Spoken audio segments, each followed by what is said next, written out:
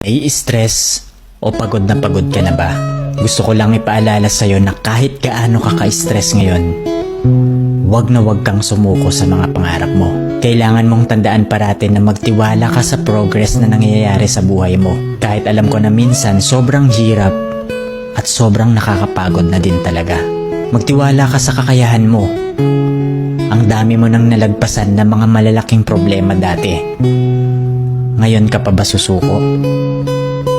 Patuloy ka lang na lumaban. Yung pakiramdam mo ngayon na nahuhuli ka na sa buhay, siguro dahil nakikita mo yung mga kakilala mo o yung mga kaibigan mo, pakonti-konti may na-achieve na sila. Parati mong tandaan na lahat tayo ay may kanya-kanyang timeline sa buhay. Hindi ka nahuhuli at hindi ka rin naman nauuna. Kung nasaan ka man ngayon sa buhay mo, yan ang lesson at experience na kailangan mong pagdaanan ngayon. Lahat tayo ay may sariling kwento sa buhay na makaka-inspire ng ibang tao. Sarili mong kwento yan.